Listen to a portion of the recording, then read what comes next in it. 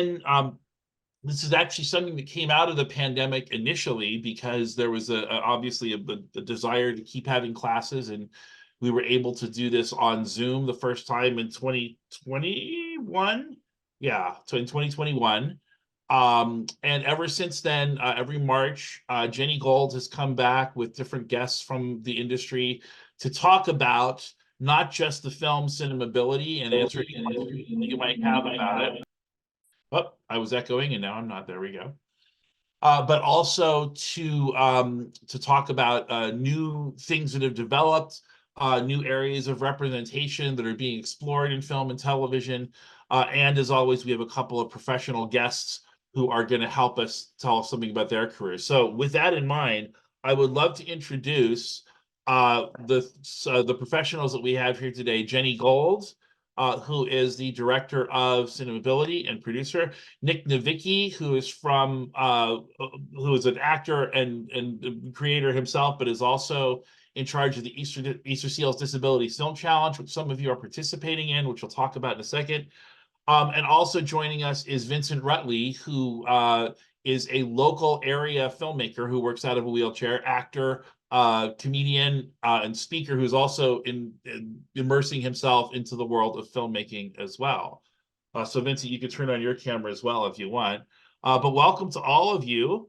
Good to see you. I know we have limited time with Nick, so I know I want to get to Nick first. But Jenni, just as always, welcome. And anything you'd like us to sort of keep in mind as we discuss CinemAbility this year, and and especially as we talk to Nick about Easter Seals. No, I'm thrilled to be here again. ASU is awesome. So are you and Barry and everybody who puts this on every year. I'm glad we can keep doing it. Keeping the spirit alive. Couple little notes. We got a big announcement later. I'll wait till after Nick about the DGA and disability. We have had a milestone move forward, so things are progressing. And CinemAbility, I'm in talks with a deal with TCM again. It was on TCM where I co-hosted with Ben Mankiewicz for 2 different nights back in 2019. Yes, yeah. Right before the pandemic. It's funny how you mark things by the pandemic now. And yeah, it's going to be back on. So that's great. That's awesome. That's such great visibility, especially for people who love movies. It's a great place to put it's that. a really good fit.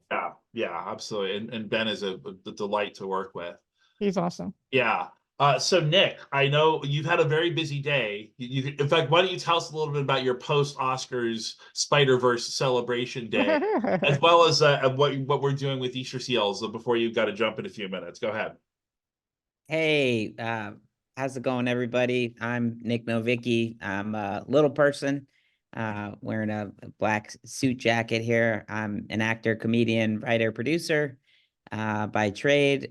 First of all, just got to start with saying I'm also honored to be here. And Jenni, your film CinemAbility is a masterpiece and something, whether you have a disability and you're tuned in, you should know about all those great disabled artists. Or if you're not with a disability, either way, you're just going to get to learn about the disability community. And it is just a great film with so many moments, and I feel is truly something that is important for us. And so thank you. Thank you. And he's promoting something he's not even in. I know. That's crazy. I know. Well, thank you. I think you like it because it has some humor. It's absolutely. not just a documentary. Absolutely. And so, as a little bit more about me, I'm a comedian, actor, writer, producer. I've been very lucky to have been in 40 TV shows and movies. I've worked with Martin Scorsese, the Farley Brothers, on Loudermilk, on Boardwalk Empire, Sopranos. But I'm in Spider-Man Across the Spider-Verse. I play Lego Spider-Man. And so, unfortunately, it lost the Oscar last night. But there was but you lost to like the great grandfather of great animation, Miyazaki. So absolutely, yeah, you might as well lose to the best. Yeah, a great film. But there was a event planned here that came very last minute, and it's but you know, it's such an honor to be a part of that movie, and you know, amongst you know other contenders. So yeah, but anyways, that's why I'm here, and I'm unfortunately I could be able to stay for the entire panel because I'm probably going to get kicked out from where I am. But I'm feeling you know, just very honored to be here, and I'm happy to talk more about the challenge to explain that for those of you that don't know what it is. I know. Yeah. Well, again, the students in my class are familiar with it. Briefly introduce it, but also maybe just talk about, what people have gotten out of it over the last couple of years, maybe some of the different people who've participated and sort of how they've reflected about it, because I'm sure our students would love to hear that. Sure, sure. So, for in general, if you're a filmmaker, you're interested in film, my story was I'm 3'10", so nobody was creating these roles for me. So I started to produce and create my own content, and that's literally how I got, onto The Sopranos, by having a reel of myself in gangster kind of stuff that I did on my own, and got, from comedic stuff, all these other things. So 11 years ago, I created the Disability Film Challenge, which is a 5-day filmmaking competition where you have to have a disability in front of or behind the camera. It's grown year after year. I partnered with Easter Seals in 2017, so about almost 5 years in, and now we've had over 600 films created from around the world. We're sponsored by all the studios, all the networks. Jenni Gold is a judge. She's willing to take bribes. She told me you could send her everything. But no, so it's led to a lot of jobs. So the coolest thing about the challenge is ultimately you have 5 days to make a film. You can register anywhere. If you go to disabilityfilmchallenge.com, it'll walk you through it. You'll get $15,000 production grants from Adobe. You can get Dell computers, all kinds of unbelievable prizes, mentor meetings with executives. But the coolest thing about everything is you're going to make a film over those 5 days, and at the end of it, it's going to go online, and people have been getting hired. Literally, Spider-Man Across the Spider-Verse, where I play Lego Spider-Man, Danielle Perez, who's a wheelchair user, got hired as Sun Spider because she was a part of the challenge and was discovered by Phil Lord and Chris Miller, the writers, producers. So, it's been really kind of nuts that it's led to a lot of jobs, but at the end of the day, it's just about the talent in the disability community. The films don't have to be about disability. In fact, many judges say don't do that, and just make a film. Make it about. This is buddy comedy this year, so.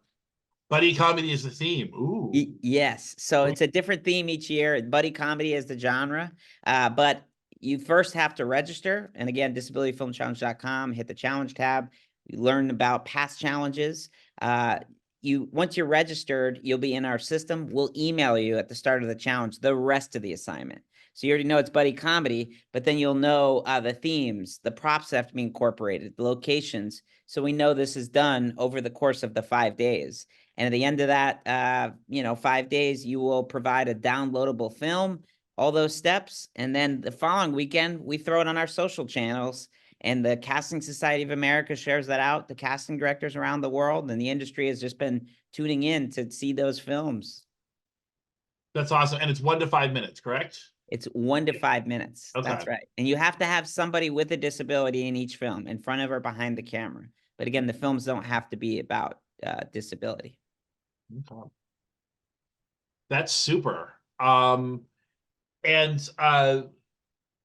So talk a little bit about, since you started that, obviously you had some idea about what it would do for the people in your community, which or your many sort of sub communities that we were sort of talking about.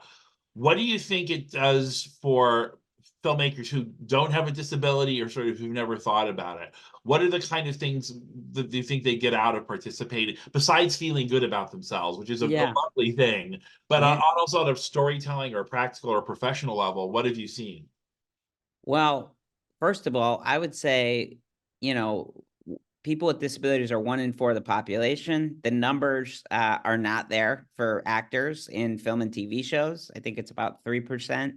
And out of that, the majority of the actors don't have disabilities. So there's a lack of hiring people. And because of that, ultimately, there's a lot of opportunity because the studios and the networks want to be more inclusive.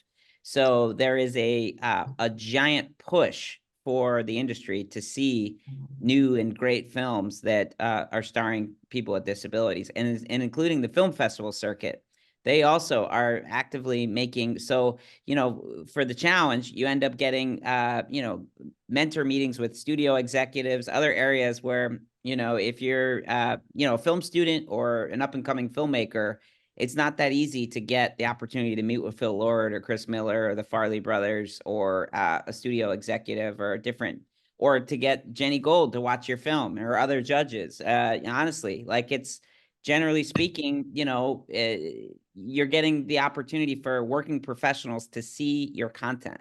So, and the goal of it always was not just having solely people with disabilities, but the combination, because I've gotten almost all of my jobs from other people that have hired me. I have a screening actually tonight. This is like the most Hollywood day there for me. Truth be told, I you know, there are a lot of times where there's nothing going on. You know, I mean, I'm always busy with the challenge and other things, but this is the day where randomly there's like all these different areas. But the vast majority of people that hire me I worked with on something else. So the goal of this is the collaboration, to be able to work with other people, whether you have a disability or whether you don't.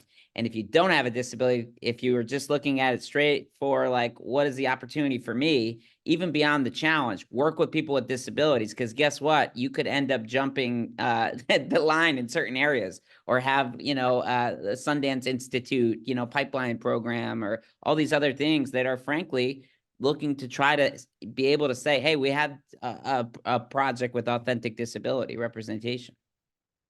Well, that's great. And one of the things, and I'd like to sort of bring Vincent and Jenni both into the conversation, but Vincent first, because I think one of the questions that every student has and every new filmmaker has is, how do I meet people and how do I network and how do I, you know, how do I build those collaborations? Vincent, who is, you know, an emerging sort of, you know, actor, someone who's getting into film, someone with a theater background. I wonder if you could tell us what your, first of all, feel free to introduce yourself and tell us a little bit about your story, but also what it's been like at this early part of your career, kind of working on that networking, entrepreneurial sort of, you know, setting yourself up as a professional part of the industry. Go ahead, Vincent. Good evening, everybody. I am the rookie of the crew. I'm the only one whose name does not make any sense at all, but I'm so glad to be here, man. My background definitely is theater. Unlike Nick and Jenni, I'm up and coming. They've already made it. They are celebrities in their own right, and I am carrying their bags. So I that's a great question. A lot of people ask me that all the time, and there really is no right or wrong way to answer that. The key is putting yourself in position to learn, putting yourself in position to be valuable. The more you put yourself in position to learn, the more relationships are developed. And it's not really about just trying to go from being this person that desires to be there to just being there immediately. Nobody ever just gets there overnight. It doesn't make sense. That's not realistic. It takes time of developing relationships and just putting yourself in position. So, quick small story. Moving to Arizona, and just to give a small background about myself, I wasn't born a wheelchair user. I've been in a wheelchair for 12 years now. I was in a car accident in 2011 that paralyzed me from my neck all the way down. And the beauty is I still was myself. Uh-oh. Yep, absolutely. I agree. Okay. I thought somebody was jumping in. Um, the beautiful thing about it was, even though I had a bad concussion, I didn't have brain damage, thank God. So I can still think for myself. So I just became an actor, and immediately I became a wheelchair actor. It was like, this is who I am. This is what I do. I write, I produce, I direct. I didn't lose who I was because I had purpose before the accident. So after the accident, I just really remembered sitting back talking to my wife, which we were newly married at the time. And I told her, I said, I'm ready to get back after it. Like in the chair, This is what it is. I'm not afraid to get out there and go back to work, but I just put myself in relationship to learn. And the more I put myself in relationship to learn, people are like, you're learning, but you're actually teaching me something. You actually know what you're talking about. You got an eye. Hey, well, what do you think about this? And another key thing is always tell the truth.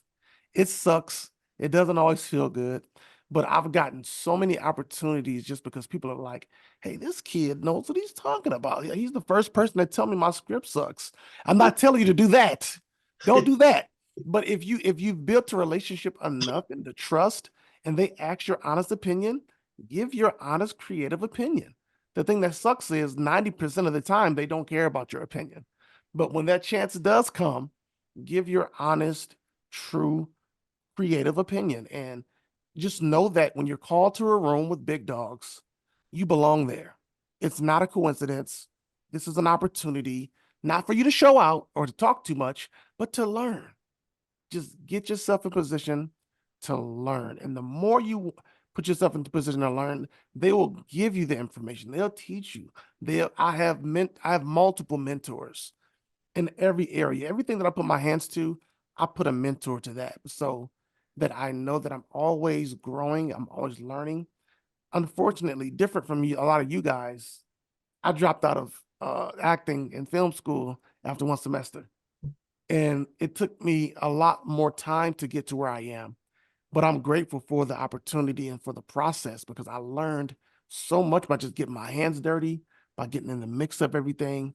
And the honest truth is, I have a small story. When I moved to Arizona a few years back, didn't know anyone on the West Coast. I come from Detroit. So I'm like, how do I get in the mix? And I just joined a ton of Facebook groups, man. Like all these producers, actors, and I'm like, let me just get to know. I put a picture up of myself in the wheelchair, and I'm like, hey, wheelchair actor Vincent Rutley here, comedian, and I want to bring diversity to your project. Let's connect. And I just got like all these calls of people like, I was looking for a wheelchair actor, like, and I'm like, really? And a guy sent me a script, and he's like, give me your honest opinion. It's gonna happen. That's And I great. read it and I said, man, I like the concept, but I don't like the way you chose to tell. I felt like you could have went in a different direction. And he was like, I respect it. What should I do? I said, I would do this, I would do that. 2 days later, this guy sent me a different edited script and said, I want you to play this main character and I want you to edit the pilot. I want you to like direct the pilot for me. And I'm like, why? He's like, because you're honest and you know what you're talking about. He just gave me the keys. So I'm in this little pilot sitcom called Beans on YouTube. It's a cool little quirky little project. I didn't write it, but he gave me the keys to direct it, and that just allowed me to just meet all these great filmmakers and cinematographers and these people that are excited about film in Arizona. So now a few people know me in Arizona, but it's only because I put myself in position to learn as a student and to be honest. And it gave me some great opportunities. So it's a blessing. Great. That's awesome. Yeah. That's super. I mean, I saw you posted something on a Facebook group that I was on last week, and I'm like, there's somebody that I think we should be talking to. Jenni, let's bring you into the conversation. And I'm curious because you've seen so much change in in your career over the last, few years. What is it like for you, and what do you see in terms of people with disabilities doing the other parts of being professional? What are sort of the unique challenges that face you and the people that you've seen? So there have been a lot of progress as far as in front of the camera. There was like a push in the 80s when Jerry Jewell was on Facts of Life. Yeah.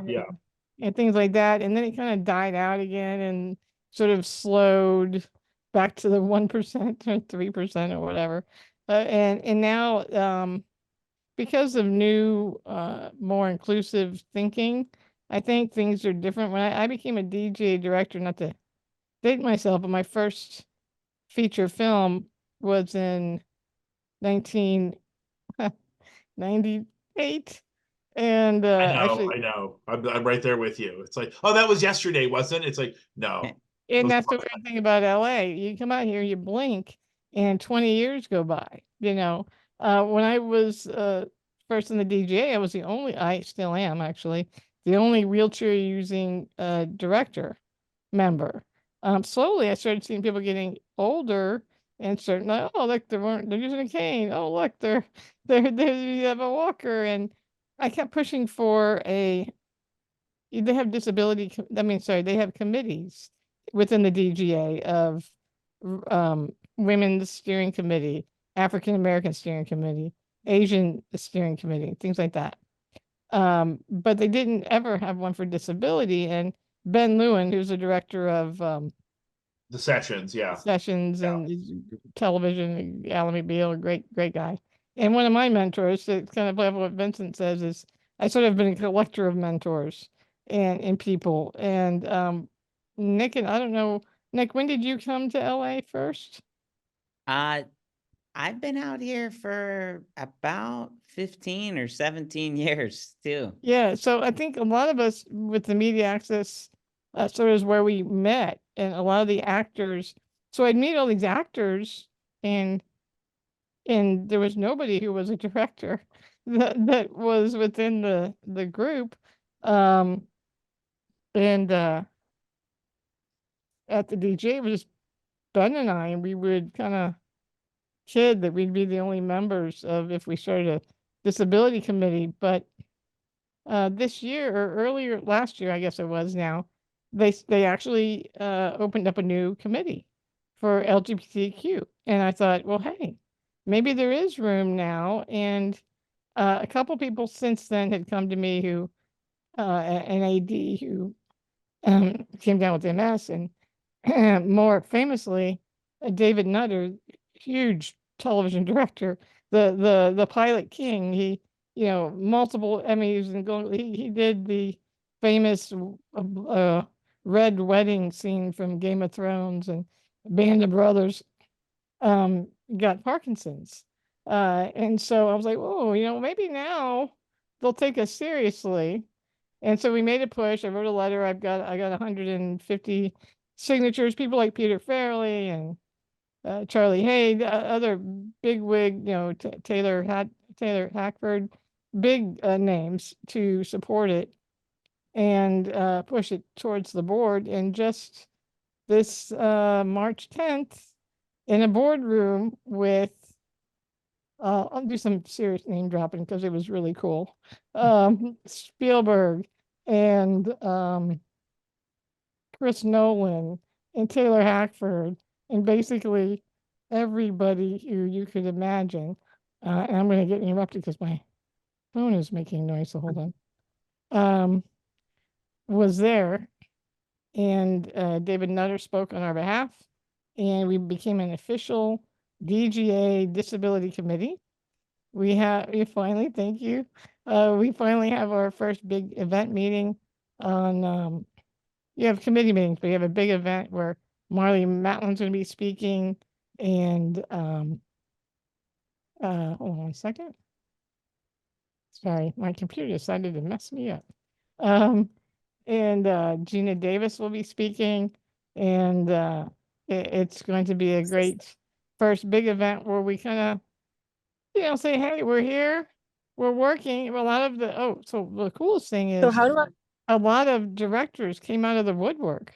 Oh, I can't hear in one ear. I can't see, or I've been hiding the fact that I have, diabetes and it's a problem on set, or my back is horrible. So now we've got, members. A lot of people still don't want to disclose because they know they won't get hired. One guy is an AD, and he's in charge of safety on the set, and he's having vision problems. He's really concerned that he'll never work again, Yeah. rather than working around the problem, which is, so now from going from being alone with just Ben, and before they would say, well, you can join the women's steering committee. And I'd say, well, what about Ben? He's a white guy. And they said, well, he's working. And I'm like, but it doesn't seem like, but now there's a community of people that are supporting each other and able to foster interest so that young, people who want to be directors, when I started, in film school, there was no ramp up to, I took film and RTV. So in television, the control booth, there was no ramp until I went there and they had to put in a ramp. And it felt like I was sort of trailblazing everywhere. And it's nice to have things more open now and more accepting. I think that, there's great opportunity. Nick, you've seen a change, right, since you began? Oh yeah. I mean, it's definitely the industry, I think overall, just as you said, I mean, it's changed. I'm gonna date myself now. I've been doing stand up and acting for 22 years. Have you Uh, noticed the difference from the people that are hiring, like your directors? I'm not counting Peter because he's yeah. amazing, but like other folks that didn't know you at all. Yeah. Yeah, I Are would they treating you different than they did in the first jobs? I think so. Starting out, there wasn't a lot of people that were were bringing me in for roles unless it was written for, very specifically for little people. And I'm not gonna lie, I've worked my share of Christmas projects over the years, developed a pension. Uh, but no, I mean, I think that everything's changed so much where people are so much more open, and roles have really been, it wasn't, honestly, 22 years ago, it's still not perfect. There's still room to go, but 22 years ago, when you were an actor with a disability, you were only going to audition based on your disability, or when it was a TV show written around it, and now that is vastly different. I'm in the Gina Davis. I'm on the board of the Gina Davis Institute, and she'll say, if you can see it, you can beat it, because women, are never the doctors or the lawyers. They're only the wives or the, school teachers. And then they started to change that, and they noticed that when Sully and X-Files came out, a lot of more women were interested in science, young girls, and there's a big shift of what you can see makes it, what you can be. Unfortunately, in the behind the scenes, it's a lot different. I know that actors, their main thing was wanting to have roles that weren't based on their physical appearance. So there's no reason that Nick and Loudermilk was a badass motorcycle rider who beat up somebody. It was, you know, I didn't know you rode Harleys, Nick. That was luckily I'm physically couldn't get on it, so another little person got a stunt job.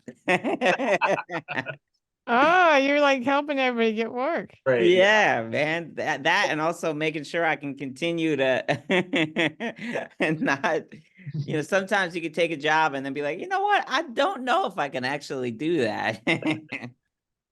That's cool. One of the things that I think, especially I know we talked about this a little bit more last year because we were still kind of coming out of pandemic into production, but how the pandemic brought the idea of physical health on the set as a topic that everybody had to talk about in a different way. So you started thinking about people with, compromised health situations or things in a much broader way. And I think that allowed a lot of conversations about people with either new disabilities or chronic disabilities to be able to say, yeah, this is what we've been talking about for years and years and years. Yeah, that was good. How do we keep people safe and connected and protected? Unfortunately, because of the strikes, Then yeah, everyone is hungry, and I mean really hungry, yeah, for work, and they're not coming back quite right away. Now they're talking about IATSE going on strike, and yeah, everyone's like, it's been really lean, and especially below the line. My husband works primarily in post-production, which isn't even always slower. So when the pandemic was over, people got back to work, they don't start posting right away. They have to yeah. first shoot it. So things have been incredibly slow to pick up. At first, everyone's like, oh, as soon as the strike's over, everyone's gonna, like, all the studios are gonna be booked. And Hollywood doesn't work that way. Yeah, yeah, they never have. You recall strikes from the past where it's always that promise of more production, but it can be a slow ramp up. But again, I do think that at least the conversations about how to make movies safer is something that came out of that. And I think people learning how to be more accommodating, I learning think so. how to I speak up mean, for themselves. Yeah. there was an Apple show. We had actually one of the committee meetings had a speaker who was talking about like consultants that they were having on set for an Apple show. And so there is an new mindset. My fear, not to be devil's advocate, but my fear is that the pendulum can swing both ways. Yeah. And I've seen it. I've seen it go the other way. I think that projects like the Easter Seals Nick Disability Challenge is great for newcomers. I think that now with the DGA kind of support, adding, like before they would talk about diversity and they would have all the, language, but they would never include disability. The word was never even used, and that's not untypical for most of corporate America, but the Writers Guild and Producers Guild had already done it, and they were kind of behind the times a little bit. So I will say that all those bigwigs, they did give us a standing O and applause. So I think everyone knew it was time or post time. And Leslie Lincoln Glatter is our current president, and she really supported the movement. And I think that the people involved are very passionate, and two of them are young directors that just became members. One has a physical disability, and she's working. So I think that the more, not to steal Gina's line, but the more they see us, the more they'll get around it. I mean, it's different to hire an actor and the producer's worrying about, well, I need special accommodations, can they get in the bathroom, stuff like that, to hiring someone to helm your project, Yeah. when I did my last film, I hired Tobias Forrest and Robert David Hall from CSI. Mhm. And I didn't really think, what do I need to accommodate them? Because I know that they're self-sufficient. It didn't bother me. It didn't cost me more money to have them, but they're friends and it was fun to work with them. And I think the networking that Vincent was talking about is great because the more people you meet, someone called me once, said I was like the Borg, that I assimilate people. I have lots of mentors, and once I have them, I never let them go. Yeah, that's great. So we've got a couple of questions. Nick, you're well, please stay as long as you can, but if they come in and kick you out, we're gonna. Yeah, I'm staying until I get kicked out. That's Okay. probably a little, so Hold it down, Nick. Hold it down. I'm holding That's it. it. Plus, I gotta say too, Vincent earlier was saying, "Oh, I'm not, and these guys, I'm new, I'm not working." He was telling us before he just booked 11 things. I'm like, this guy's on fire, man. I gotta get some audition techniques, You man. also got to get on Facebook, apparently. I know.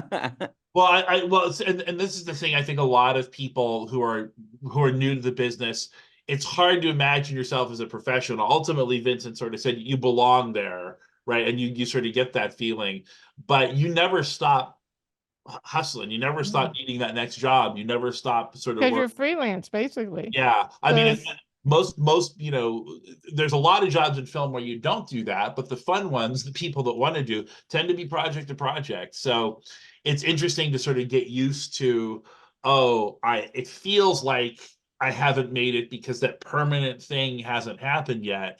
But in reality, that's the way that the lot of people, and it's why people burn out, but it's also why people really love the work, because there's always Absolutely. that challenge of creating work for yourself, yeah. of creating those opportunities where again, and whether it's a disability or where you come from or the things that make you different.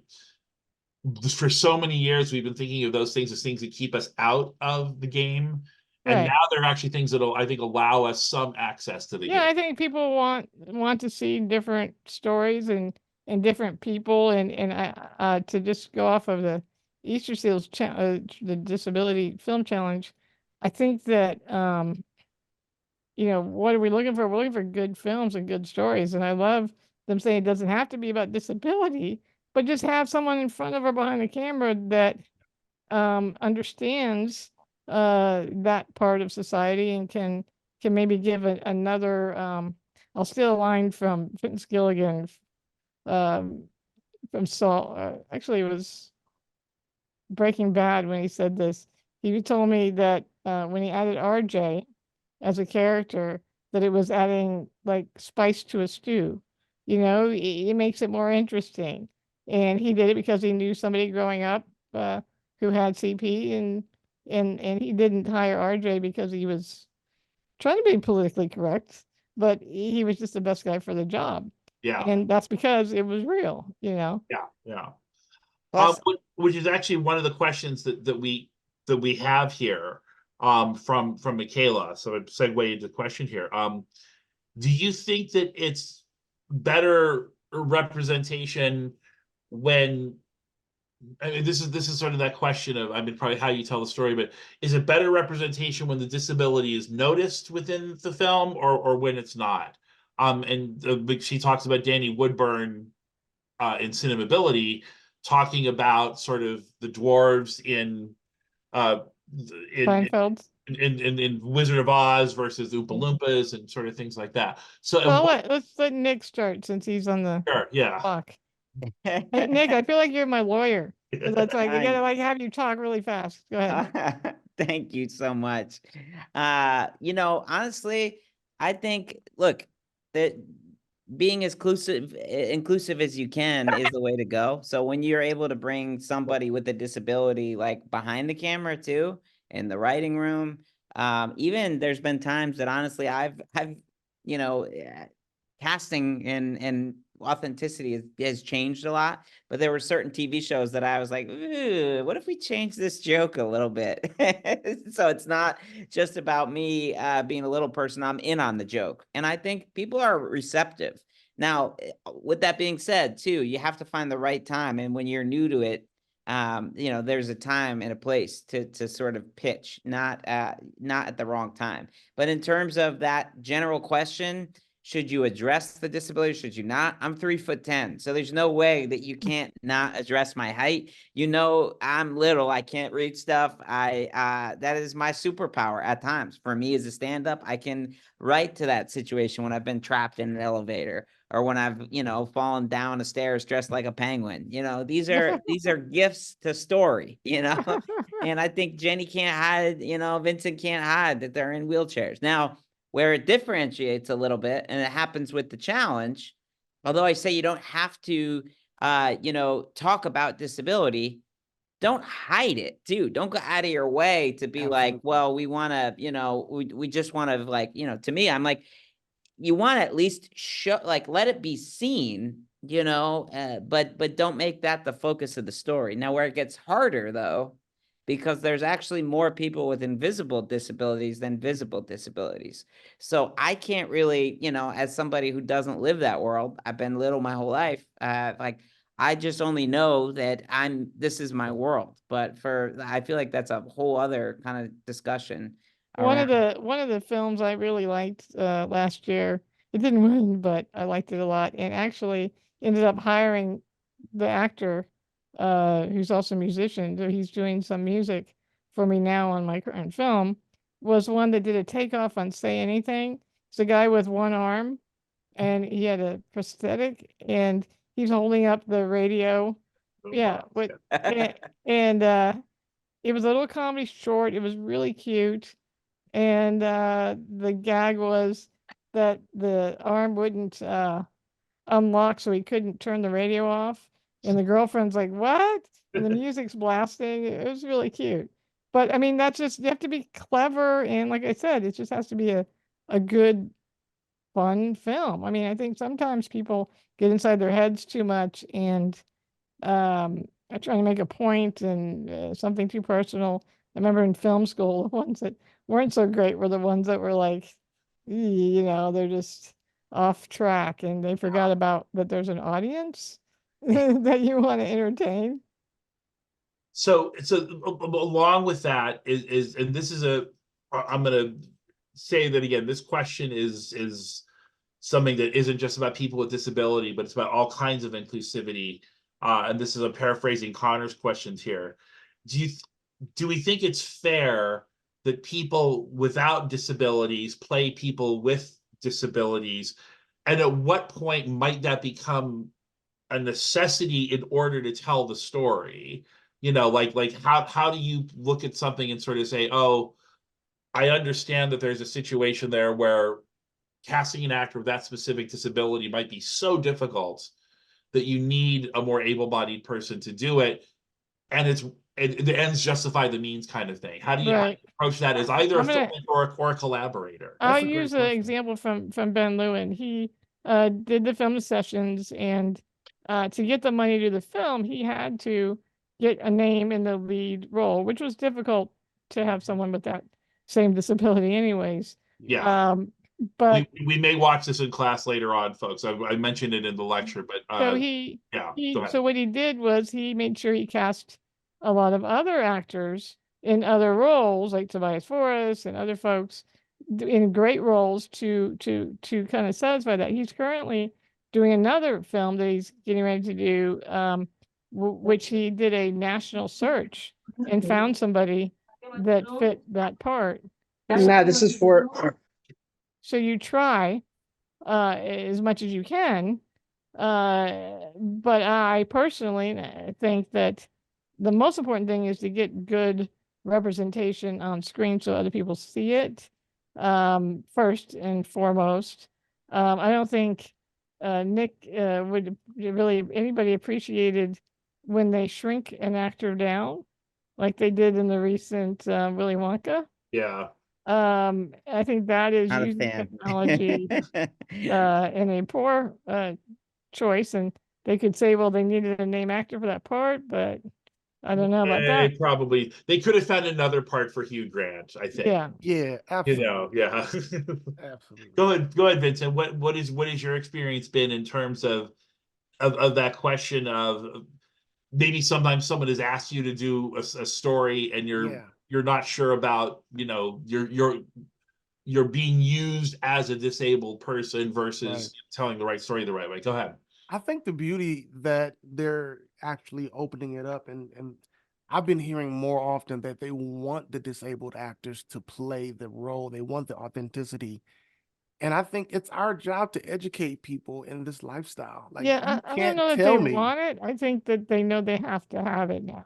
Maybe, yeah, maybe it's more of they have to. And I'm happy either way. You know, Yeah, look, yeah, it works for you. my agent is like calling me, hey, another wheelchair, you know, they're seeking, and they putting in the email, hey, we are strongly desiring an actual wheelchair actor to play this role. And it's like, you can't direct me on this lifestyle. Like, I live this, you know what I'm saying? Like, you don't have to say, well, Vince, can you move a little bit more like a quadriplegic? Dude, I am a quadriplegic. Like, I wake up like this. You see, I go to sleep like this.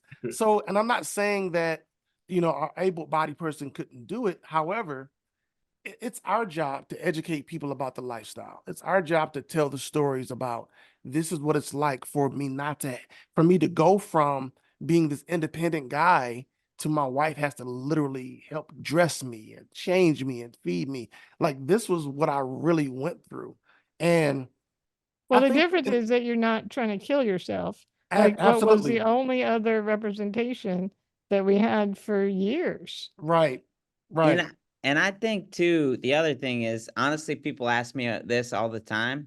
You know, I get asked this more in press opportunities than like for, you know, positive stories. You know, generally for me, I focus not on that, but what more I can do. So I think at the end of the day, this example could come up, and it's going to come up. And I do think that studios and networks are now trying to actively, they know not only about the downside of stuff, but they've seen the positive press that comes when you know, the disability community gets behind stuff. But Right. overall, for me, I generally just don't focus on it. Although honestly, you know, I didn't love that the example that came up before, or somebody playing a little person that isn't little. You know, to me, it's like, I'm a firm believer of, what more can I do? And I think as a community, we need to be thinking more about, What we should do is do a movie where we stretch you and put you in, like, what was he in, Love Actually, or one of Hugh's films? That'd be fun. That would be good, man. Let's do it. And like Jenny said earlier, there are certain situations where, you don't know the backstory of that project. They could be thinking, oh, well, the end of the movie, this guy's going to get out this wheelchair and he's healed. Like, I'm not walking yet. So you have to have somebody that can portray that change. You have to have somebody that can, physically do all of those different things. But the truth is, if you really want that disabled person that has all of these other things that they can do, you can find them. So my The first, question is if they want to wait that long to go and search. And unfortunately, a lot of people that are disabled don't have the confidence yet to get out here like Nick, like myself, and say, hey, we're actors. Like, give me a shot. I'm ready for it. I can play any role, so my there really first are limits feature, to it. my first feature had a character who gets blown up in a CIA mission, and then is a wheelchair user. And We have to quickly say goodbye to Nick. Nick, thanks so much for oh, taking the Nick. time. Congrats on the film, and we'll talk. We'll be submitting our stuff to the ACL's Disability Film Challenge. Look forward to talking to you soon. Thank you. Sorry, I'm We'll getting be talking kicked out of soon, the Nick. room I'm in. Aw. And All right, thanks brother. to the folks at Sony for letting you stay. Appreciate it. Oh, thank you All so right. much. Bye, All right, we'll talk to you everybody. soon. Thank All you, right, bye. Jenny, and bye, Vincent. All right. Nice to meet you, buddy. All right. Go ahead, Jenny. I'm sorry. Just yeah. So it In your first so film. I hired Chris Templeton, who had polio and could stand and walk with a cane, which was enough where we could fake it. It was a low budget, so I didn't have tons of double budget, but we were able to. And then she would use a wheelchair on her own, so she was authentic. But you can work around, like in that case, she had to be able to walk prior, Yeah. and we just shot around it and it worked. It just, you have to have the heart for it. I looked back at my first film. I was looking at a picture and I realized my gaffer had one leg, and didn't want to talk about it because at that time, we knew that the PR would be good with me directing and, Mhm. and Chris starring, but he just didn't want people to know because he was afraid he wouldn't get work opportunities. We had diverse crew and ethnic crew and women on the camera, team, and it was just, we didn't think about it. We weren't going, oh, we want to be inclusive. We just hired people that were good, and that we knew, that we hung out with, or we knew about. If you got the And sauce, you got the sauce. that's also why you want to network, because you want to meet folks, because that's really where you get the next gig from your last gig, and Yeah. I have a lot of friends that are like, why didn't you hire me on that film? I'm like, I forgot. I was like, sorry, Yeah. So here's another question. This is from Marcella, and I think again, this is probably something that has evolved historically. But do you believe accessibility is prioritized enough, and that there are reliable accessibility options in public spaces, or specifically, how about on film set? And what more do you think needs to be done in terms of just accessibility on a set? And she also asked the question of how America compares to other places in the world in this. from the little traveling I've done just as a regular person, America is the best as far Absolutely. as accessibility. Absolutely. As far as sets go, I keep telling people like, oh, my wheelchair, I can go anywhere a dolly can go, and there's grips to help the dolly, and that's like no problem because of video assist. I can direct if they're underwater or up a hill or, wherever. Video assist made a huge difference, which ironically was invented by Jerry Lewis, which was cool. But the one thing that Kurt Yeager, I think, said on one of these previously, and it makes a great point, is the one thing that isn't really addressed sufficiently yet is the honey wagons, the bathrooms, and accessibility there. I know that when Robert David Hall worked on CSI. I saw his, I don't know if it's in the documentary or not, but they had to put a ramp on his trailer because they didn't have it. And all he needed, because he can walk with a cane, but he can't do the stairs. So they Mhm. just put a ramp and they accommodated him. So it doesn't take much for accommodation. I think producers are just so budget conscious, which you Mhm. wouldn't think when they have these films that are millions of dollars, The but they money's are. there, right? They Well, are. well, and as we know, that's one of those things too that you sort of you budget for in one way, and then when you need to make an accommodation, it's very late in the budget process, and you don't have the sort of the flexibility to move around. And remember, oh yeah, those honey wagons, which are the portable bathrooms that get out to locations that are absolutely required for everybody, they all have those really, really steep steps that they need to have. It can't be a big long ramp because you can only take up this much space. So, oh, now at the last minute, quote unquote, I have to make an accommodation, and how do I do that? But So the Yeah, one they're thing not for there yet. well, It's going to take them a while to the one thing for get there. directors goes that everywhere I've posted, even sound mixes, mostly Universal, there's ramps. Because when I first, that first film, we were lucky enough to get people there that were supportive, and we were gifted it, and so we were thinking, wow, the small stage they were going to put us on had like 4 steps to get up. And so my husband and I are like, well, I guess we'll go to Home Depot, we'll get some wood, and we'll figure it out because we certainly weren't going to ask for an accommodation when we're already in beholden to their generosity. But Universal called and said, hey, we'd like you to come over and check out the ramp. We're like, what? And they had it built and varnished, and it was beautiful. And I'm like, well, wow. So then everywhere I went after that is like ramps start showing up, which is good because the next time it's there. And they're realizing now within the industry, certainly on stages, that ramps help the other equipment too. The same way sidewalk ramps have helped everybody else, with baby strollers or whatever. Accommodations and accessibility helps everyone. And people don't realize, in 10 seconds, you can join the club, so. yeah. Absolutely. If Go you don't ahead. mind, Nick, not Nick, I'm sorry. If you don't mind, from an actor's perspective, I think it's still a second thought right now. I think because Jenny's a lot more valuable to a project. Of course, that's going to be more like, hey, Jenny, you have this big, role. What do you need? From an actor's perspective, I think there's still figuring it out. It's almost project by project. I just was supposed to be doing a Phoenix Open commercial a couple of months ago. And like the night before the call sheet went out, and they're like, oh, we didn't really realize that you were in a power chair and we need people to be running up and down the hills on the golf course.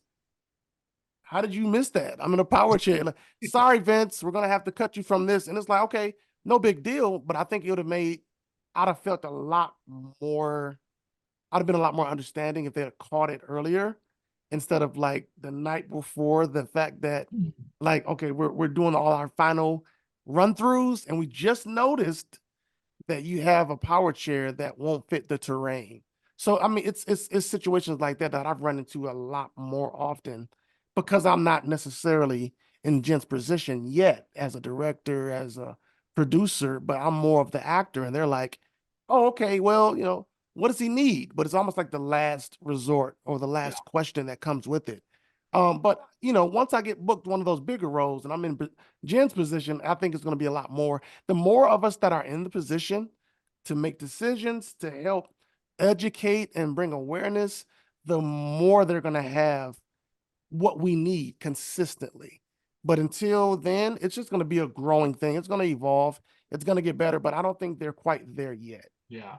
Well, and one of the things I'd like to emphasize too is, and this is something I've learned as an educator, the more you accommodate for the most unique situation, disability, learning condition, or whatever, the more you actually include other people who might not necessarily qualify as something, but it's a new learning thing that's going to help them, right? The more I make captions available, the more it helps people who might have very small language disabilities, or the more Absolutely.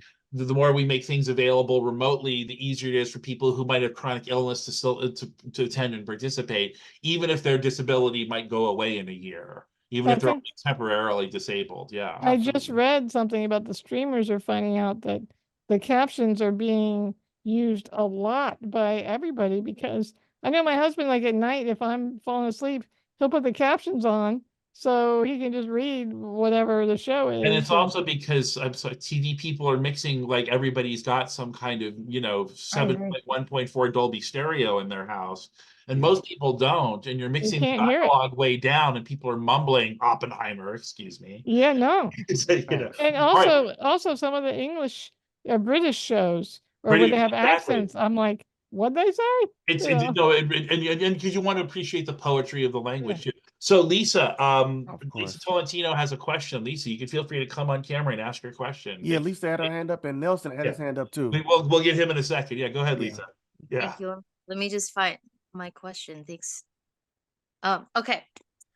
For a young designer who wants to include or represent people or characters of different abilities or character scenarios in any entertainment, like video games, for example, what guidance would you give on the design process? Also, are there things you would caution against or want designers to be mindful of? Thank you. Hi, Lisa. Thank you for your Huh? question. That's my Yeah. homie right there. I just met her. So I was hired by Lego, I guess I can talk about it now, to consult on a project they had with a character. And I think that it's great that you include it, as long as you do the research and have someone with that same disability be the person that you can ask questions to, Thanks. and make sure that it's correct and that you don't have something that's not authentic. Yeah. I would have to agree. I would make it as realistic as possible. There's nothing that you can like, you can't tell somebody's story for them. So I would 100% agree with Jen, is getting with somebody that actually has that disability, doing some research. You want it to be as realistic as possible. You want that design to fit and be comfortable for them. It's almost like me as a young Black kid from Detroit writing a Chinese movie, and I'm just writing it off of my own, understanding. And it's like, dude, the Chinese community gonna rip me up for that. They're gonna be like, bro, that ain't even how we talk, bro. What are you talking about? Like, But nobody talks like that ironically, over here. So it's almost like getting the ironically, that's information what from they've them. been doing forever with disability. So, Facts. they started getting it right with ethnic diversity, but Right. it's like the last bastion, Yeah. Yeah. Well, and it's Yeah. also one of those things, I think the thing about disability, and we've talked about this in previous years too, is that we're all at best, we're all temporarily abled. Our actual default set as human beings is living with some kind of inability or disability. And I think some people who live more able-bodied lives, oh, I broke my leg once and I had to walk on crutches, so I know what it's like to be disabled. It's like, Right. well, you have some experience with something, and that's there's something there to open up your empathy towards somebody. But it's different when something's permanent, when something is visible versus invisible, the way that Nick was talking about before. I know, as a person who's neurodiverse, uh, seeing representations of neurodiversity is very triggering to me. But it's also because I realize, hey, this also gets to the point of everybody's individual experience is really what allows them to have access. I will never be Chinese, to use Vincent's example, right? But I might be someone who uses a wheelchair. I might be somebody who suffers brain damage for one reason or another. I might be somebody who needs other people to assist me in living. Right. So I think everybody wants to feel that they're able to open up to those things, but sometimes our arrogance, and certainly the arrogance of the film industry, says, oh, I know how to tell that story without actually having lived those lives. They say that's cap. That's what the young folk call that. That's cap. You don't know.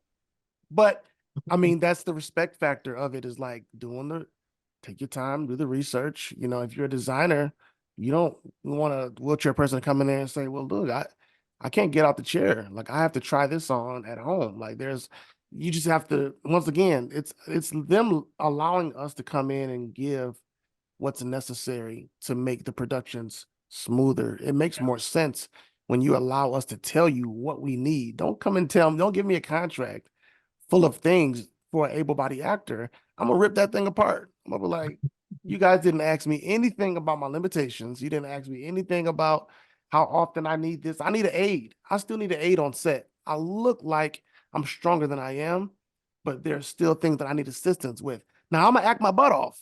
I'm gonna do the job, but in between, I still need an aid with me at all times. I still need help getting in and out of costumes. That stuff takes time. So if they ask us, we'll give them the answer. We'll tell the truth. We ain't gonna lie about it, but don't just assume. So that's the bottom line. Yeah. Does that make sense, Lisa? Absolutely. Yeah, my younger sister is developmentally disabled. And so I'm her co-conservator. So I totally empathize and get it. I mean, I myself wouldn't identify as being disabled, but I deeply understand the situation. You get the lifestyle. You get the lifestyle. Yeah. Yeah. And that's the other thing. I think when we talk about being inclusive, we're not just being inclusive of people who are singular, we're also being inclusive of the community that supports them. Right. You know, which is often it might be family that's particularly close. It might be people that we're legally taking care of in Lisa's case, or and again, that's something that I think you don't think, oh, I'm going to hire an actor, just one person. Well, with this particular actor, you're kind of hiring a support team as well, even if they're not all present at the same time. Absolutely. You know, and it's going to be making the effort to sort of deal with those. We've got another question in the chat, but before we get to that one, I want to be sure, are there any questions from our friends in the California Center? Hey, everybody, my friends in LA. Any questions out there that people have? Nelson had his hand up? I saw. We'll get Nelson's question too. Oh, Yeah. Okay. I wasn't sure if he was in LA or. No, it's okay. Yeah. My bad. No, it's okay. We've got a whole system set up. Got you. Harry, are we getting let me any roll back. No, Let me roll nothing? back. I don't know. I'm just acknowledging that you're there, California. My good friends out there in my I look at the class. my hometown. Yeah. Nelson, and if you have had a question, are you still there? Do you want to come on camera and ask that question? Sure. So it's just really quick. First of all, I want to say I can appreciate everything you guys do. It's just I love people that loves to help other people. So it's like this is great, awesome, great work. But I just want to know, Vincent, how could something like that happen? Like, how could they attempt to hire you for a role and not know your abilities? Like, did they do that through your management, or like did they contact you directly? Then all of a sudden it was like, oh, we didn't know you needed a wheel. You was in a wheelchair. Like, how could something like that happen? Just to their defense, it was a huge production. It was really big. They hired hundreds of actors for this, a lot of moving pieces. And this one did come through my local agent. So even my agent hit me up and was like, look, I apologize. I don't know really how this slipped through the cracks, because she does a great job. And I mean, I have an amazing agent that just takes care of everything. She goes over and beyond to make sure that production knows my limitations, that they know that I'm gonna have assistance on set. She does a great job. I think it just slipped through the cracks because this particular one, they handpicked who they wanted off of our profiles. And maybe my picture didn't show the chair as much as I thought it did. And they were just going down. I was like, handsome guy, click, click, click. And they just, picked me in the lineup. But I think my agent apologized because she didn't really, when they picked me, she didn't lead with, oh, okay, this is like, I'm the only wheelchair actor on her male wheelchair actor. No, I'm sorry. I'm the only African-American male wheelchair actor on her list of actors. And I think it just got caught up, I don't claim to be the flyest looking dude, but I think I'm a little handsome, so when they clicked on my smile, I think it was just a smile. And some people miss the disability.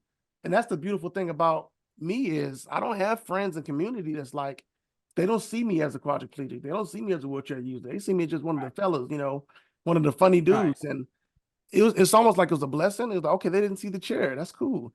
But you got to see the chair, dog. Like, you're not gonna Gotta get know. me without the chair. If you're my gonna run dog. across a golf course, that's gonna end up being an important sort of You piece of feel me, information. Jason? Yeah.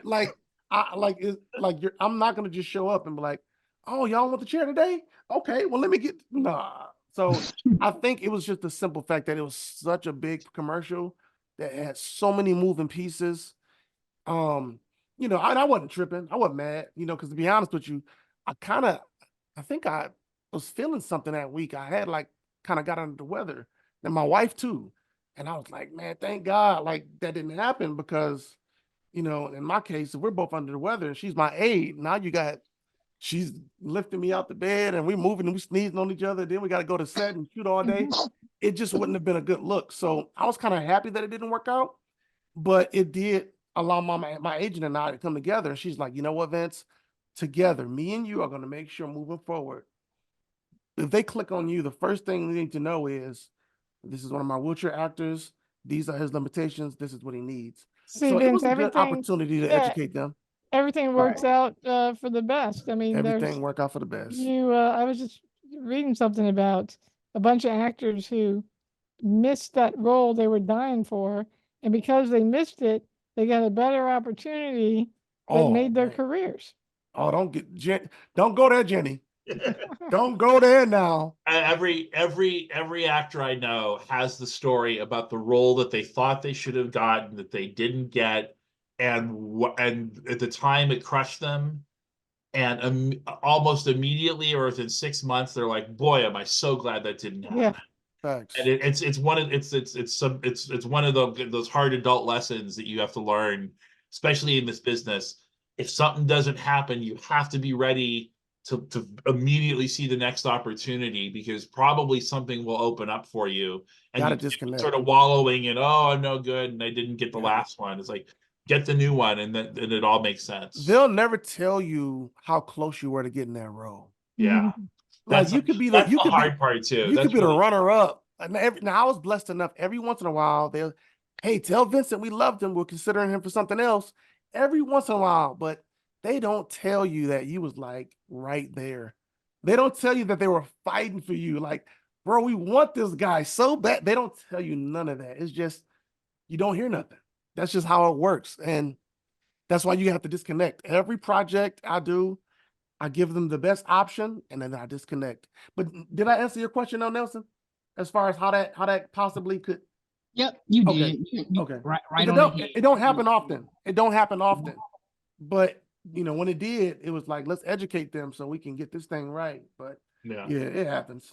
So we have a question from Uvisha in the chat, and Uvisha, if you want to come on and ask this question, you can. But the crux of the question is, would it shake off stereotypes if we were to learn what question of spirit? If we were to learn about the experience of people with disabilities in other places that isn't only TV, you know, so I think it's sort of about visibility in public spaces as well as obviously, you know, telling the stories on the screen. Well, certainly, I think that YouTube and social media platforms like TikTok and things like that have opened up. I mean, a lot of, audience is there now, and people are just telling their stories, and they're not maybe famous, they maybe aren't actors, but they're just, opening up their lives, and people are seeing it, and that is educational. I'm a storyteller, so I'm into entertaining with film. So hopefully media will still be the choice, even if you're watching it on your phone. But that's a great point, though, that the more public spaces we have available to make these things visible, it could be a movie screen, but if it is the TikTok screen or the viral video screen, or those are places where there's much more. I mean, again, Vincent, you're a comedian. You put stuff online. Why you got to be like you're a comedian? Why you got to do all that moving? Why you got to say it like that? I'm messing with you, man. Yeah, absolutely. But you know, but in terms of, I now have the ability to market myself and present myself. I know, again, Absolutely. last year we had a talk with a couple of students, again, concerned about chronic people with chronic illnesses who can't go back into the workplace even though we're out of COVID. And so how could there be more stories told about people who can't leave their homes and Mhm. people who are housebound? Well, those people can now tell their own stories because the media is there Right. to help them put their own stories. And if you think yeah. about it, cameras and look at the lights. Vincent's got one right behind him. We've got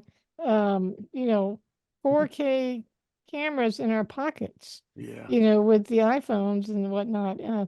So that's really lowered. I mean, when I started, you had to have 30 people in film cameras and money to buy the film and develop it, and all that. And it's so much more easier now to get anything made.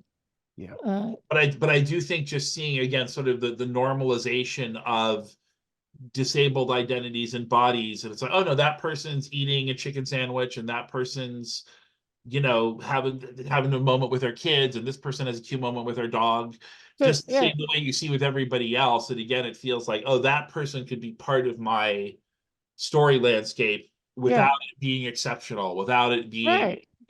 There was a story that the first person who's actually Vincent started KMR agency's retired now, but Gail Williamson. Yeah. You know Gail? Yeah, I miss Gail. She was I the do one. So too. Gail was the one that signed me up, and I miss she Gail too. retired like And by the the way, next now year. that I met you, I'm gonna I do web series for Christopher and Dana Reed Foundation. So I'll be hiring you for that one of those soon probably. Let's But go. anyhow, Yeah. she always told a story that her son has Down syndrome and was going to be in a commercial for a fast food. And they said, well, why would he be there? And she's like, because he's hungry.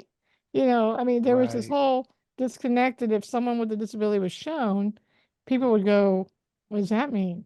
They wouldn't just see them in everyday situations. Yep. But I think that's changing now too. It really is. And if you don't mind me, Jason, just speaking about the whole pandemic thing, one thing that it really did that I kind of like, but I kind of don't, it made self-tape auditions a huge epidemic. It's not just an option anymore. It used to be, hey, if you can't show up, we get it, we respect that. Just send the self-tape in. Now it's like all across the board. So my little setup here with my little Amazon light, my little backdrop, even as a quadriplegic, my little tripod, I just set my stuff up in my room and it looks super clean background. I do coach and teach acting a little bit, so I tell people how to do their auditions. But it used to be, let me get in the room so that you can not just see my skills, but you can feel my personality. You get to feel me out. You really get to see Vince. But now it's like, it's this disconnect. You got to watch this 30-second clip and I got to give it like, I got to go crazy here because now it's only you press play and they're not casting directors. And you can correct me if I'm wrong, Jenny. Casting directors are not just looking for a reason to say, oh, we like him. They're first of all looking for a reason to swipe left. Let me get this 200 people down to 30. Oh, yeah. Let me get this 30 down to 15. I don't have time to watch all these self-tapes. When people used to send in pictures, if the paperclip wasn't right, you toss it. You were Go. desperately looking for reasons. Yeah. But I will say this to Yeah. what you're saying about true, you don't get to get in the room, but in LA, one of the things the actors were always complaining about was that a lot of the casting were upstairs with no elevator. So in that regard, I'd say you're 70% better having self-tape. Yeah. I believe that. Because I have a background in casting and working with casting directors, and everybody's concerned about this. All it did though is expose sort of the inequities that were already there. Those going in and auditioning with 100 people was the equivalent of sorting through those tapes. And so Facts. It's definitely a bit of a mess too. We have one last question before we wrap up, and this is from someone in LA where they're having audio issues, but we have the question here on the screen. So Rudy, my good friend in LA, asks, when approaching representation of disabled people, what are the differences you see in working in nonfiction versus fiction? Jenny, you've probably worked a little bit in both. What's Right. what are the different questions you might ask yourself? I'm thinking about that. Yeah. So the Can you question ask it one more is, time too? Just Sure. Yeah. What are the differences working with disabled representation in fictional media versus nonfiction? okay, so for Okay, me, good. there isn't, unless the disability is something that I have to research, that I don't know. Um, I mean, it's research. If you're doing a documentary, you have the real person there and you don't have to do the research because you're asking them, like when I asked Jerry Jewell about her life or her situation or Danny Woodburn, I'm just asking them questions and they're there. If it's a documentary where you're following someone around, it's all truth and there's nothing to really research. But on a narrative, you want whatever that disability is. And it can't just be book research. You really have to find someone with that same disability, maybe more than one, and get their perspective before you go forward. But I think that the representation is good in both ways. I mean, one thing about the documentary I did, which Vincent still has to see, oh, I is can't wait to see it. is Don't be that I telling on me, tried, Jenny. Don't be telling on me. I know. I'm joking. I tried to make it entertaining and fun because in the past, any disability documentary was like, ugh, but Right. some poor kid that's dying and it's like, sad and who wants to watch that, right? And I'm all about entertaining. I mean, that was my first documentary. I am involved in other ones now, because I'm curious by nature and it kind of fits, with me. But, when I did it, I wanted it to be entertaining and fun. And when we would sit with audiences in different areas, sometimes they would be afraid to laugh. Yeah. There's a part at the end after the credits, after the last credit, there's another little funny bit. The very end, kind of like a Marvel thing where you pop up something very, very end.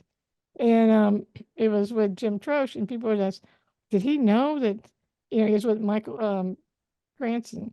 Uh, and it's a really funny bit. And they're like, did he know that was, we were kind of making fun? I said, he wrote it. He That's totally hilarious. knew what they were doing.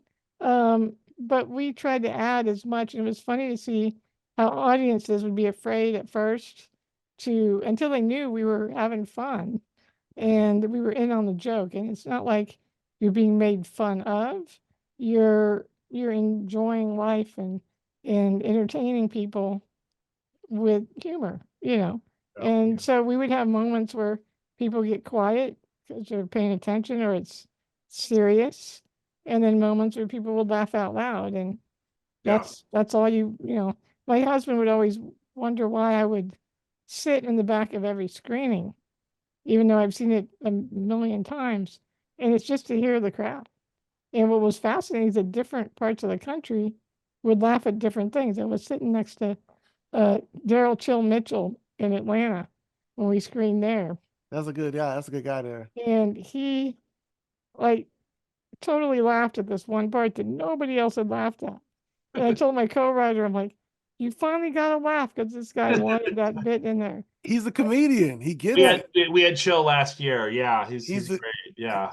If you don't mind me, Jason, just kind of Yeah. piggybacking off of that question, and it's Sure. not to discredit anything that Jenny is saying. I love her perspective. As an actor's perspective, I think there is a slight difference between fiction and nonfiction. I would agree 100%. Nonfiction, you just want it to be authentic. You want to respect the lifestyle. You want to respect the disability. Fiction, on the other hand, is not, it's not real. So you can kind of have fun with your creativity as long as you're still respecting the disability. Well, It's kind of all like about what the Nick respect said. thing. Like Nick said, they had to have a stunt guy get on the motorcycle you know, so there is some fictional aspects, but you know, like, so he couldn't get on it for real, but you know, he still did the acting and told the story and got somebody Absolutely. else hired, which I think is awesome. With fiction, I think I would just say have a ball, you know, have fun as long as as long as your character, as long as your actors are comfortable and they don't feel like they're being disrespected or they're put in harm's way. Fiction is not real. Yeah. You can add your personality or your writing style and mix it in with that disability. You know, you can have a disability superhero. Never gonna happen in real life, but you better believe I'll play that dude. I'll be flying in my chair going down the highway, like I'll do that, but that's fiction. So nonfiction is like, let's get But authentic you make a great information. point though, Yeah. that if someone is planning on having a character, that you always want to make it safe. You know, Absolutely. one of the things, you know, in my film, I had a wheelchair stunt, you know, flying across the sky, but you know, you do everything safely and not putting anyone in any jeopardy. Of course. Yeah. Absolutely. Well, thanks to both of you for coming and having a great conversation again tonight. Before I go, I definitely want to thank the Hollywood Invades Tempe crew, Joe and Jessica, Isaac, Livia. Thank you for helping with the waiting room and the communication. We also have a lot of guests from Rancho Los Amigos, Santa Monica College, USC School of Cinema Arts, our semester in LA program, Oh, as well as all the students from our class. So thanks everybody for showing up. We will be making this available for people to watch again via probably YouTube, and I'll be sending out the link to everybody that I know about that soon. The conversation is always important to have. There's always new stuff to discuss, like the new TGA initiative, which is just, again, it's a start, but it's a big start in the right direction. And Vincent will I'll give my students your website in case they want to contact you about working locally. It'd be great to get you as part of the ASU film community. absolutely. Jenni, as always, the film is just it's such a blessing to everybody. And I hope it keeps doing what it does. And obviously, best of luck with everything else. Thank So you. thanks everybody for showing up. And we'll talk to everybody soon. Thank you. Thanks, Barry. Thanks, everybody. I'm so glad we can keep doing this. Dogs suddenly you know that guys. we're ending and they're getting very excited. Look at this. How do they know when I'm done? I have no idea. You guys ready for a walk? Okay. All Thank right. you. Thanks again to Barry Bogovich for helping put this together. It's Thank you, great. Barry. We'll see everybody down the road. Bye-bye. California. Bye. Appreciate everybody. Thanks.